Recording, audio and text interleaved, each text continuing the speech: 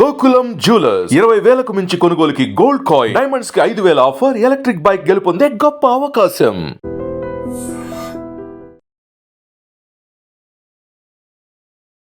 భారత్ పాకిస్తాన్ మధ్య ఒక యుద్ధ వాతావరణం నడుస్తున్న టైంలోనే ఇప్పుడు ఎవరైతే గవర్నమెంట్ కి సంబంధించిన ఉద్యోగస్తుల లీవ్స్ నే పూర్తిగా క్యాన్సిల్ చేసినటువంటి పరిస్థితి. అట్లాంటిది ఆర్మీ అట్లాగే మన రక్షణ వ్యవస్థలో ఉన్నటువంటి అందరి లీవ్స్ ని కూడా క్యాన్సిల్ చేసిన పరిస్థితి. ఇమీడియట్ గా రిపోర్ట్ చేయాల్సిందే అని ఆదేశాలు అందిన పరిస్థితి కనిపిస్తోంది. రకరకాల అవసరాల కోసం వాళ్ళ సొంత ఊరికి లీవ్ పెట్టి వెళ్లే వాళ్ళు చాలా మంది జవాన్లు ఉంటారు. అందులో భాగంగానే చాలా మంది జవాన్లు వాళ్ళ సొంత ఊళ్ళకు వెళ్ళి 10 రోజులు 15 రోజులు లేకపోతే నెల రోజులు ఇట్లా వాళ్లకు దొరికినటువంటి లీవ్ ని సద్వినియోగం చేసుకుంటూ వాళ్ళ పర్సనల్ పనులు ఏమైనా ఉన్నా వాటిని చేసుకొని వస్తూ ఉన్న సిచ్యువేషన్ ని మనం చూస్తూ ఉంటాం. అట్లాంటిదే ఇప్పుడు ఈ స్టోరీ కూడా, నేను చెప్పబోయే స్టోరీ కూడా అలాంటిదే అనుకోవచ్చు. ఎందుకంటే అతనికి మ్యారేజ్ అయింది జస్ట్ ఒక 3-4 రోజుల క్రిందటనే మ్యారేజ్ అయిన పరిస్థితి. ఈ జవాన్ పేరు వచ్చేసి మహారాష్ట్రకు చెందినటువంటి మనోజ్ పాటిల్. ఆయన ఇండియన్ ఆర్మీలో పనిచేస్తూ ఉన్నారు. అయితే పెళ్లి కుదిరింది, ఆ తర్వాత డేట్ కూడా ఫిక్స్ అయిన తర్వాత ఆయన తన సొంత ఊరికి వెళ్ళి మ్యారేజ్ చేసుకున్నాడు. జస్ట్ 3 days అయింది. అంటే ఆయనకు ఏ రోజు అయింది? 5న మ్యారేజ్ అయింది. అండ్ 7వ తారీఖున మనకు తెలుసు ఆపరేషన్ సింధూర్ మనం ఇక్కడ ఇంప్లిమెంట్ చేసిన పరిస్థితి. సో మ్యారేజ్ అయిన జస్ట్ 3వ రోజే పూర్తిగా జవాన్లకు సంబంధించిన లీవ్స్ అన్నిటినీ క్యాన్సిల్ చేసి ఇమ్మీడియట్ గా రిపోర్ట్ చేయాల్సిందే అని అధికారులు ఆదేశించిన పరిస్థితి. సో అందరు జవాన్లకు కూడా ఇదే వర్తిస్తుంది. అందులో భాగంగానే నేను ఇప్పుడు చెప్పినటువంటి మనోజ్ పాటిల్ పరిస్థితి కూడా అది. 3వ రోజే జస్ట్ 3 days కూడా అయింది. అంటే జనరల్లీ మ్యారేజ్ తంతు అనేది కూడా కనీసం ఒక వారం నుంచి 10 రోజుల పాటు కొనసాగుతుంది.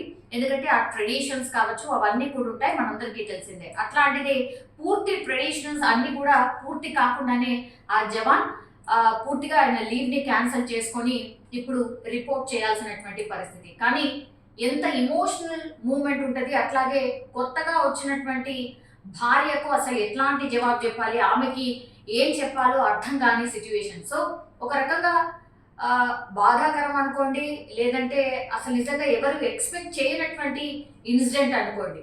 ఈయనకి ఇప్పుడు మనోజ్ ఎదుర్కొంటున్నటువంటి సిచ్యువేషన్. అయినా సరే వాళ్ళ భార్య ఎక్కడ కూడా వెనక్కి తగ్గలేదు. ఆమె తన భర్తకు ఒకటే మాట చెప్పింది. ఎట్లయితే మొన్న పహల్గామ్ దాడిలో కేవలం 6 రోజుల క్రితం మ్యారేజ్ చేసుకున్నటువంటి కపుల్ వాళ్ళు హనీమూన్ కోసమని ఎట్లయితే పహల్గామ్ వచ్చిండ్రో అక్కడ భర్తను చంపేసిన తర్వాత భార్య సిచ్యువేషన్ ఏంటో తన కళ్ళారా కూడా చూసింది. తనకు తెలుసు, ఎందుకంటే ఒక జవాన్ని మ్యారేజ్ చేసుకున్నప్పుడు ఎట్లాంటి సిచ్యువేషన్ ఉంటుందో తనకు కూడా తెలిసిందే. సో ఈ మూమెంట్ అంతా జరుగుతున్నప్పుడే వీళ్ళ మ్యారేజ్ అయింది అనుకోవచ్చు. సో ఆ ఎమోషన్స్ తెలుసు, అట్లాగే జవాన్ల పరిస్థితి ఎట్లా ఉంటుందో తెలుసు.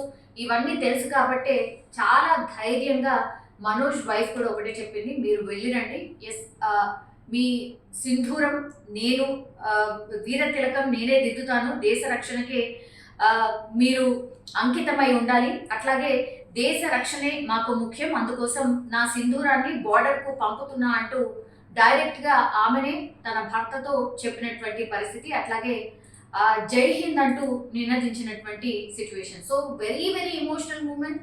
అట్లాగే ఆమె పరిస్థితిని కూడా మనం ఊహించుకోవచ్చు. సరే లోపల ఎంత బాధ ఉన్నప్పటికీ కూడా భర్తను మాత్రం వీర తిలకం దిద్ది నేను మీకోసం వెయిట్ చేస్తూ ఉంటాను అంటూ సాగనంపినటువంటి పరిస్థితి. సో ఇట్లాంటివి చాలా చాలా ఇన్సిడెంట్స్ అనమాట.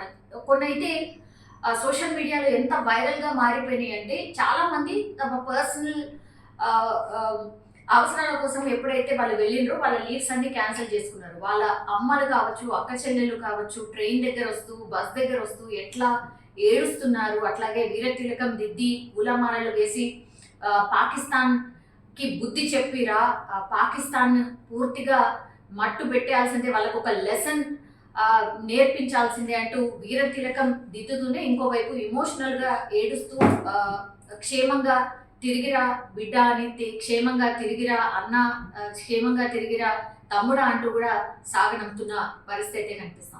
तुमच्या घरी सत्यनारायण होता पण मात्र ते ड्युटी जॉईन करता आहे तुमचे पती.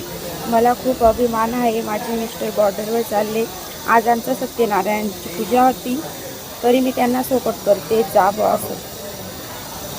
देशाचं संरक्षण महत्त्वाचं वाटतंय तुम्हाला? हो, దేశాसाठी जावं असं. నిజంగా ప్రస్తుతం ఉన్నటువంటి సమాజం దేనికి ప్రయారిటీ ఇస్తుంది?